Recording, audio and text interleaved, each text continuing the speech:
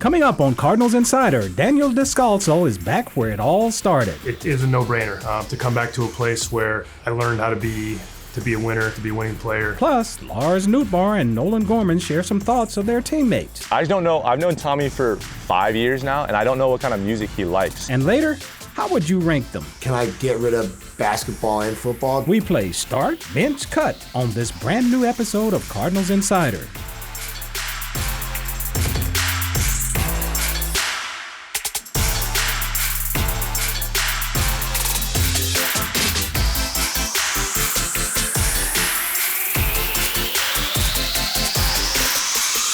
Welcome to Cardinals Insider. I'm Ozzie Smith. Daniel Descalso played half of his 10-year big league career here in St. Louis, and he's back again, this time as a Cardinals bench coach. In the air, deep right field, at the track, at the wall, and it's gone! Descalso! I was very fortunate enough as a player to be around a lot of great teammates, great coaches that passed on a lot of baseball knowledge to me, and coaching something that I always thought that I would get into.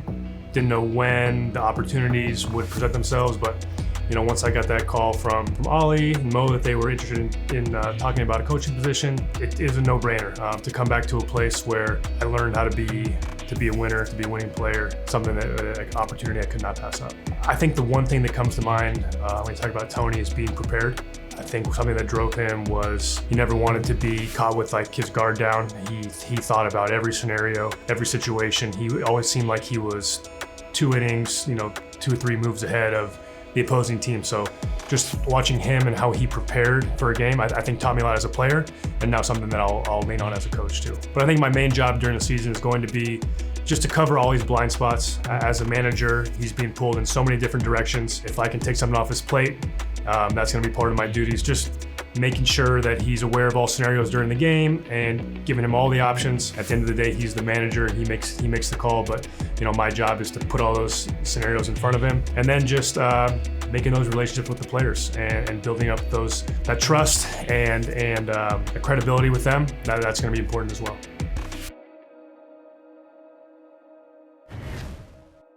During the season, teammates spend more time with each other than with their own families. So it's not surprising that they know one another pretty well. Who are you never giving the aux cord to? This isn't even a bad, not good aux cord to. I just don't know. I've known Tommy for 5 years now, and I don't know what kind of music he likes. So I don't know what's going to pop up there, and I'd rather go with somebody that I know is sure-handed on the aux. I'm gonna go Tommy. I had the same exact reason for Donnie. Yeah. We know him, but he's a wild card and you can get whatever type of music. So who's most likely to believe in Bigfoot? I'll double down. Miles is always the guy that's kind of you look at the sky and it's blue, and then he has an argument for it. So I think Bigfoot being a little controversial thing, I think Miles is in on it. Who's most likely to drop a mixtape? I'm going Paul Goldschmidt here with the mixtape. I'm telling you, if you guys saw this guy on a daily basis, he'd be unrecognizable to the public. This guy's sitting in his locker, he's rapping, he's doing his thing by himself always, So I'm gonna go with Paul Goldschmidt. I gotta give it to Win. He's loud in the clubhouse singing. He's always singing a song. He's always got something on his mind when it comes to music, so I'll go with him. Who's the best golfer on the team? This guy. This guy's unbelievable. Is he pretty nasty now? Yeah, he's pretty good. I haven't seen him play in a while, but I'm gonna give it to myself. Although right now it's not looking too hot. Listen, I go golfing with a guy a decent amount, and usually I'll carry the load for the team if we go in teams. But recently he's edged me out a little bit, so I'll probably go with Nolan. Who's most likely to go pro in another sport? Give me that. Give me that. Me and Helzer was talking about it last night. When I was at school, Sam Darnold was the quarterback. He did pretty well, won the Rose Bowl, 3rd overall pick. But I was thinking, put me in that offense. You never know what's gonna happen. I might be in New York or doing something crazy. Patrick Mahomes, who? No, exactly. Yeah. Exactly. Donnie's gonna go professional. Wrestling? Yeah, boxing, wrestling, MMA. anything where he can hurt someone else. He's gonna do it. Who's most likely to get lost at a new stadium or even Busch Stadium? I'm gonna go with Carp, a vet obviously, been to a lot of ballparks, but he hasn't been around Busch Stadium much recently, so, you know, things change. I'm gonna go with Card. I got Miles. I just think if there's a confusing ballpark, he might get a little upset at whoever created the design of the ballpark, so he's gonna get frustrated and definitely lose himself. Who's most likely to get left by the bus? I'm going here again. That's a good one. I'll go him, too. I've seen him walk out of the hotel as we're driving off, fully ready to go to the field. He's one of those guys, too, that, again, going back to the conspiracy thing, he'll do it on purpose. Not even on accident, he'll do it on purpose. Who on the team is the biggest social media influencer? That's easy. That's this guy right here. This is easy. This is Nolan. As I've grown, you know, to know Nolan more, I've broken him a little bit, and now he's on social media. So I think, you know, Nolan's on his way up with the social media. So I'm gonna go with Nolan. You have 2 countries behind you, Newt. This guy's got a world behind him. You've got 2 countries behind you. I don't want to take credit for anything that he does, but anything that this guy does well, if you guys want to give me credit for it, you guys are more than welcome to give me credit. All right, who do you think the best ice skater is? It's Donnie. Is it? It's Donnie. He played hockey. So did I. Yeah, but that was his first love. Was it? Apparently. Fun fact, 6 years old, game-winning goal in the championship from the blue line right here. This guy. I think Donnie's running you into the wall. Maybe. He's checking but you if he into can the- get he's to checking me, you if in he the can get glass. to me, if he can get to me. Oh, he'll get there. No. Any way he can, he'll They get used to there. call me a young Wayne Gretzky back in the day. Straight ahead on Cardinals Insider, how would you rank them? Bench, stepbrothers, cut, elf. We play start, bench, cut after the break.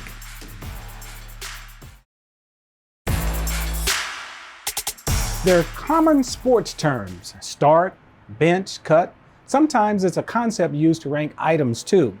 Start is best, bench is in the middle, and cut is worse. Let's watch the Cardinals apply the principle in a lighthearted way. Start one, bench one, cut one. If this is teammates, man. No. We wouldn't do you guys that way. No. Start one, bench one, cut one. And when you cut it, it's off the face of the earth. Oh man. Let's start with Elf, Step Brothers, Anchorman. Oh man. Oh, I love Will Ferrell, so that's tough. Elf, Step Brothers, Anchorman. For the longest time, Anchorman was probably my favorite movie, so that would be start. Bench, I hate this because I like both movies. Bench, Step Brothers, cut, Elf. I'll cut Elf probably. I would start Step Brothers, and the bench would be Anchorman. That's hard. Step Brothers start. That's tough. Wow. I think it's close. It's gonna be a hard cut, but I think I'm cutting Anchorman and benching Elf. I think I have to start Elf. Step Brothers is on the bench for me, and I have to cut Anchorman. I'll cut Anchorman because the second one was so bad. Even though I get Ron Burgundy a lot with the mustache, Step Brothers is great. I'll put it on the bench. I like Elf. We're big Christmas people in my house, so Elf is always good. Frank's Red Hot, Cholula, Sriracha. Frank's Red Hot would be cut. Bench will be Sriracha, and then Cholula will be number 1. For Cholula. Everything. Yeah, it's the best. Start Cholula, bench Sriracha, cut. I don't even know what the other one was. Start Red Hot, bench Cholula, cut Sriracha. I'll start Sriracha because I use it. Cholula I'll bench, and then Frank's Red Hot is trashing it. I don't want to cut all of them. I would say none of the above. I'm not a big hot sauce guy. Being even from Texas, I'm not a big hot sauce guy. But Cholula's last. I'm gonna start Sriracha, bench Frank's, or no, I'm gonna bench Cholula, sit for. Can we start that one over? Yeah, start, bench, cut, Frank's, Cholula, Sriracha. We're gonna bench Frank's, start Cholula. Wait, what was the other one? Sriracha? Sriracha. I'm all over the place. Start Sriracha, bench Cholula, cut Frank's. Basketball, football, hockey. Football start, hockey is on my bench, and I'm gonna cut basketball. Cutting basketball, starting football. Man, I love hockey. Starting hockey, benching football. Start basketball, bench football, cut hockey. I would cut hockey, unfortunately. I would bench basketball and start football. I'll start hockey. Can I get rid of basketball and football? They don't play defense in the NBA anymore, and I don't like the rules in football. Like, you barely have to be in the end zone, and they can throw the ball out of bounds whenever they want. It's not, and you can't tackle a quarterback anymore. I'm over it. I'll go, we're in St. Louis, right? We'll go hockey, football, then we'll go basketball. Ribs, brisket, pulled pork. Oh man, this is tough. That's a powerhouse. Ribs, brisket, pulled pork. That's the hardest one yet, I would have to say. Start brisket for sure. Bench, pulled pork, cut.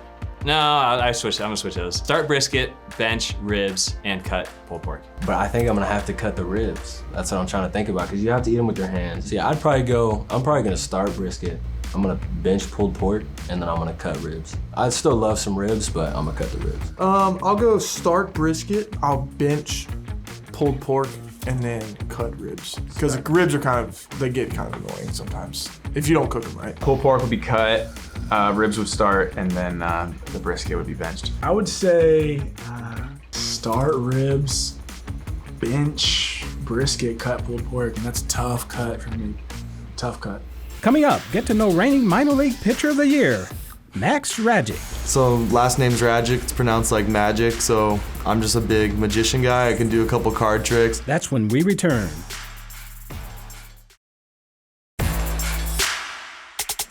Max Ragic won Cardinals minor league pitcher of the year after posting a 2.48 ERA split between both A-ball affiliates in 2023. And for that reason, he's the subject of this week's Farm Report.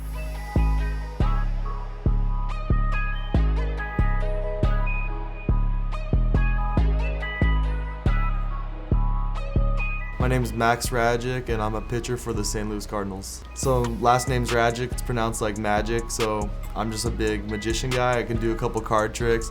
Can't believe you heard about that, but I have a couple tricks. I used to be pretty good and did a lot of tricks, like during COVID. This is my second year, and I got drafted in 2022 in the 6th round. Yeah, the Cardinals have a lot of history and tradition. I mean, they had the second most World Series, so it's an honor to wear it and wear the birds on the bat, so I'm very blessed to be on this team and very grateful.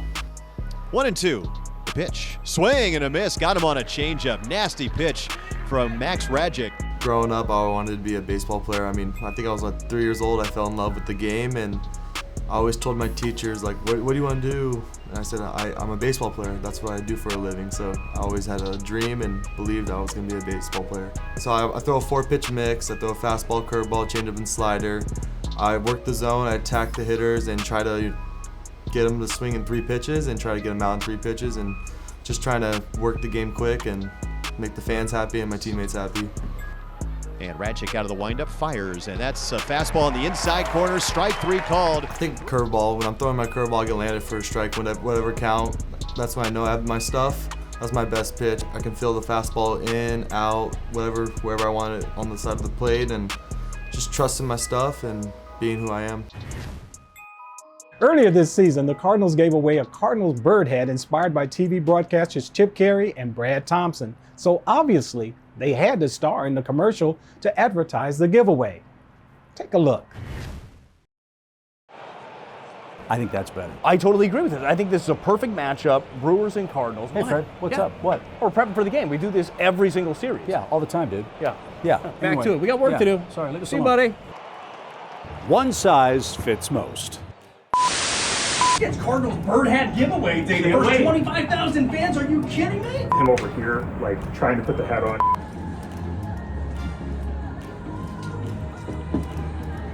And something special is going to happen at the ballpark tonight. I just got a feeling about this. Yeah, I'm not sure what it is, but we can't wait to see it. Busch Stadium. One size fits most. First 25,000 fans at Busch Stadium get to look like you. Hey, Fred, what's up? What's happening, man? We're getting ready for a game. Fred, Got what the are you Brewers. doing? Hey, here's your hat right here. No, this is Fred's hat. That is my hat, obviously. Let's fix this. Let's make this right. See you, buddy. And still to come, we look back on Big Mac's Cards Hall of Fame speech. That moment, right then, that moment, I knew this was the place that I wanted to be. That's ahead, so stay with us.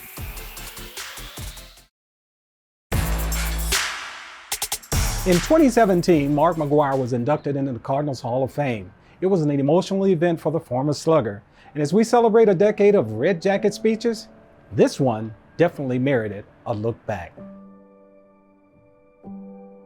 Didn't really know what to expect coming to St. Louis.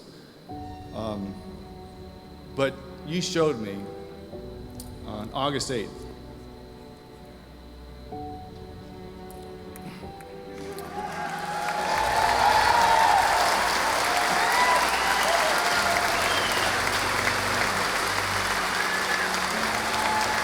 So as that night went, I'm going to the ballpark, first time in Busch Stadium as a professional player, and I'm driving with all these thoughts through my head. You know, what do the Cardinal fans think about this trade? McGwire's horrible right now. They give a 3-player for this guy that has it's 5 for 50. What are they doing? I'm thinking, how the hell am I going to get out of this slump?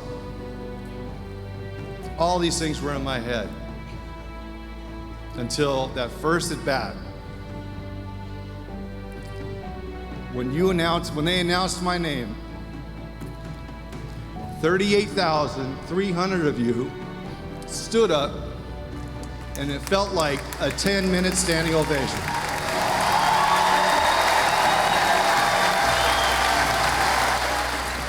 So I back out of the box, and I'm saying, this is crazy. This doesn't happen to a ball player that's going 5 for 50. But yeah, well, that's what I found out, yes. The feeling that I had is a feeling that I will never, ever forget. That moment, right then, that moment, I knew this was the place that I wanted to be.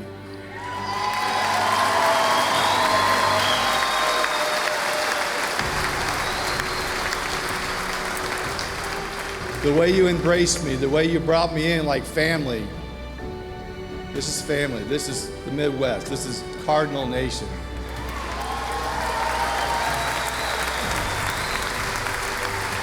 I am humbled. I am honored.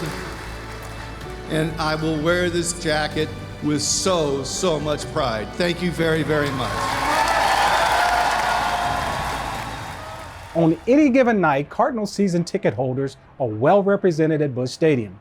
They come for baseball, but they leave with memories. Here's an example of one of those stories. I grew up in Michigan.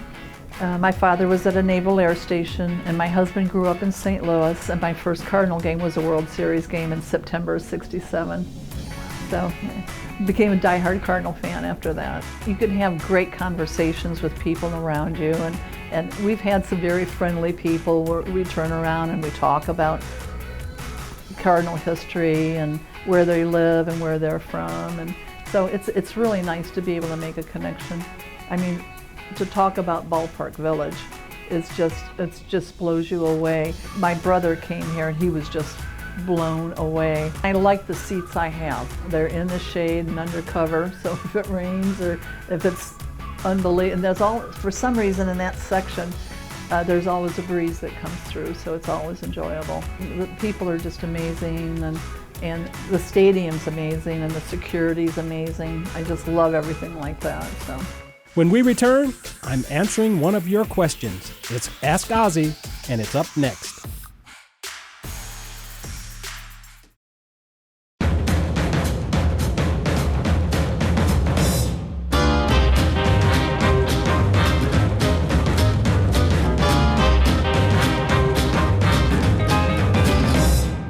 It's time for this week's Ask Ozzy. Rich in Lincoln, Illinois asks, what was your reaction to seeing Busch 3 for the first time?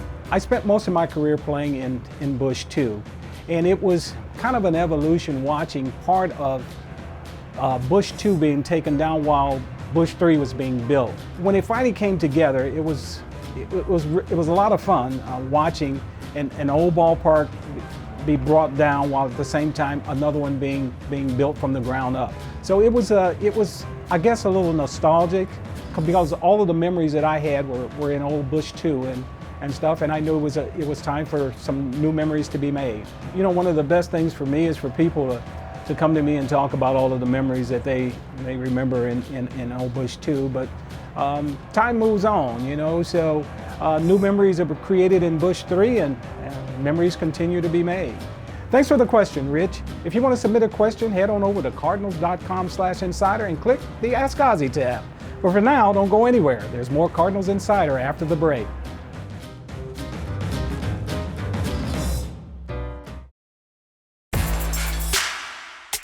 Check out this story we think you'll enjoy.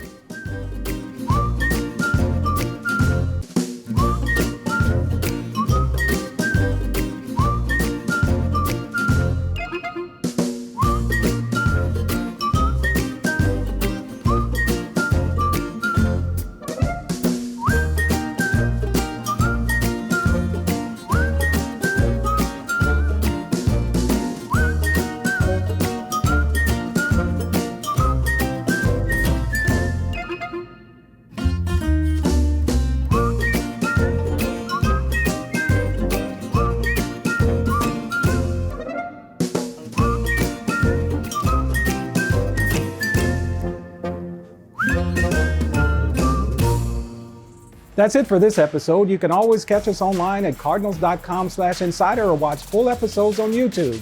Thanks for joining me, and I'll see you right back here next week.